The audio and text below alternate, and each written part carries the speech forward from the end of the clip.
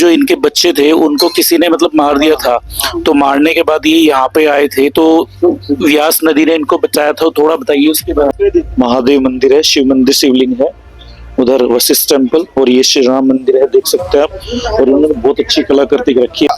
ये नदी में कूदे और शोक से व्याकुल होकर के, तो जब अंदर कूदे तो विपाशा एक तरफ को होगी। और दोस्तों कैसे हो, welcome to my channel DK divine energy. और जैसा आप देख सकते हैं हम आए थे आज वशिष्ठ टेम्पल पे, और अभी वशिष्ठ टेम्पल का आपको दर्शन कराएंगे।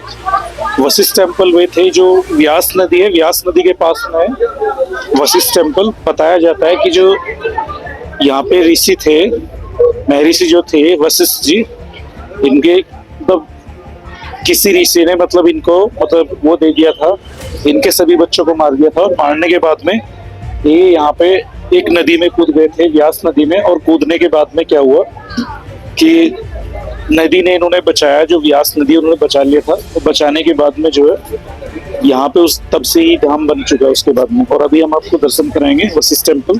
देख सकते हैं तीनों मंदिर एकदम सामने, वो जो सामने है इधर देख रहे श्री राम मंदिर है, ये शिव मंदिर है, और उधर जो है वशिष्ठ टेम्पल है। जो श्री राम मंदिर है वो बिल्कुल सामने है वशिष्ठ टेम्पल के।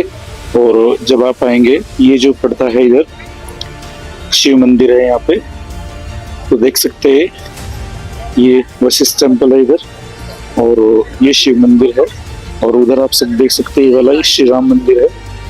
और बहुत अच्छी कलाकृति हो रही है इनमें मंदिरों में, ये सब देखेंगे और देख सकते हैं क्या नजारा है यहाँ का।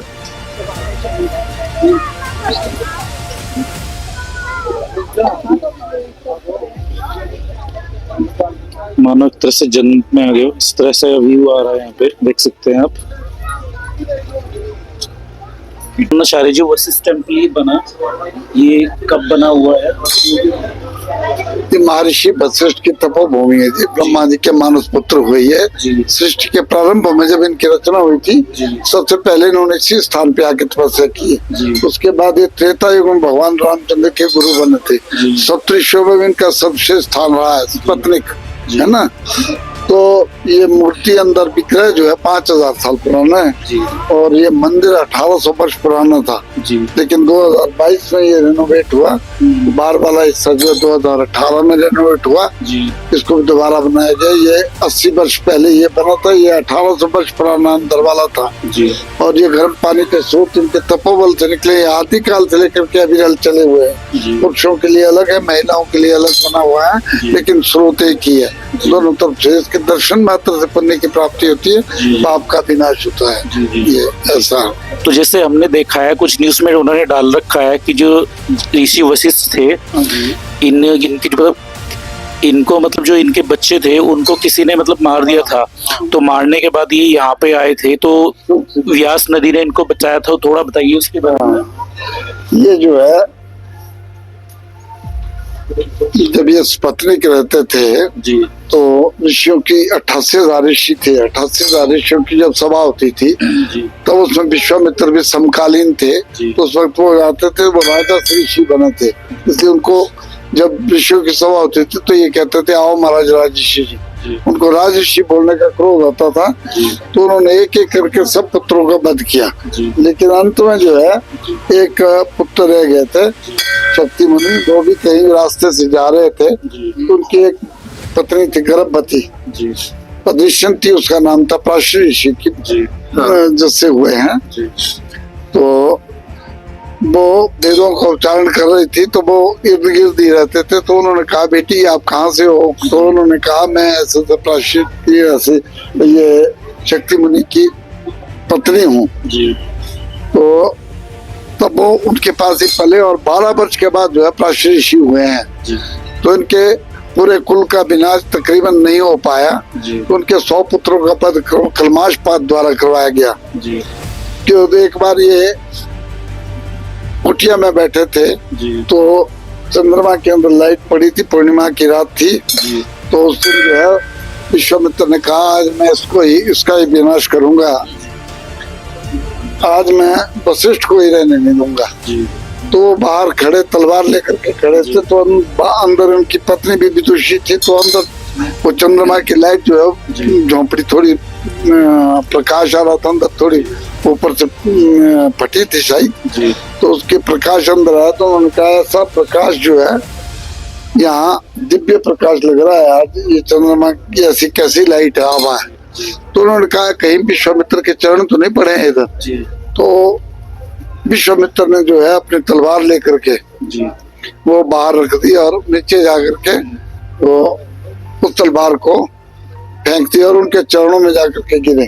कहते हैं आप तो, उन्होंने कहा उठिए महाराज ब्रह्म ऋषि जी। तो कहते हैं आप तो मुझे, जब ऋषियों की सभा होती है तो आप मुझे राजर्षि बोलते हैं, और यहाँ अंदर आकर के आपने मुझे ब्रह्म ऋषि का उच्चारण किया, ये क्या बात है। तो उन्होंने कहा आपके बीच में अभी एक ब्रह्म का अंश हुआ है, जो बाहर आपने तलवार फेंकी है, तो वो तलवार जो है वो आपके गिरने से वो राजा का जो वो आपका वो था, वो अभिमान वो गिर गया है, इसलिए आप अंदर से एक अंश ब्राह्मण का हो गया आज उसे आपके बीच में। ऐसे करके उनके 100 पुत्रों का वध किया था। तो ये शोक से व्याकुल होकर के फिर यहाँ पुनः यहाँ पर आए थे, और इस तपस्या में जब वो शोक से व्याकुल हुए तो ये इस नदी का नाम था आर्जिकिया।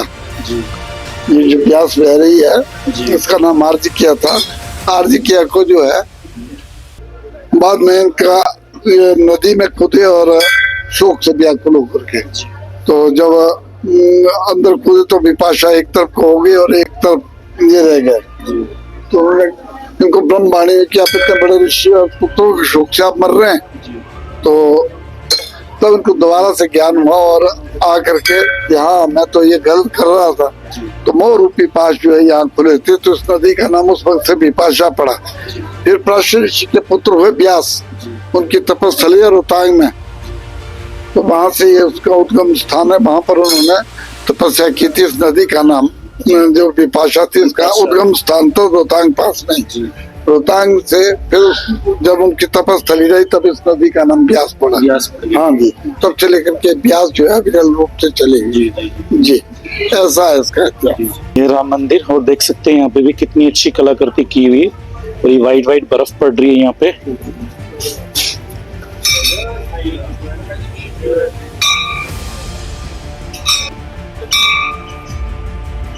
और यहाँ पे जो मूर्ति लगी है भगवान श्री राम, लक्ष्मण, सीता और हनुमान सभी हैं, देख सकते हो मेरे सामने।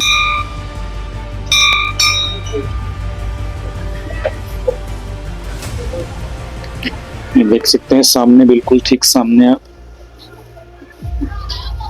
देख सकते हो, बिल्कुल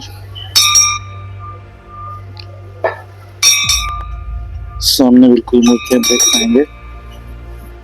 जो है ये श्री राम मंदिर है ये वाला, और ये सामने जो है वशिष्ठ टेम्पल है मेरे सामने, और उधर जो मैंने आपको दिखाया उधर महादेव मंदिर है, शिव मंदिर, शिवलिंग है, उधर वशिष्ठ टेम्पल, और ये श्री राम मंदिर है, देख सकते हैं आप। और उन्होंने बहुत अच्छी कलाकृति रखी है, मतलब एक तरह से आप देखोगे, आप दर्शन करने तभी भी आएंगे, बहुत सारी चीजें देखने के लिए देखेंगे। अभी आप कितनी अच्छी जो कलाकृति कर रखी है, देख सकते हैं सामने हनुमान मूर्ति लगी हुई है। और अभी आपको दिखा देता हूँ मैं,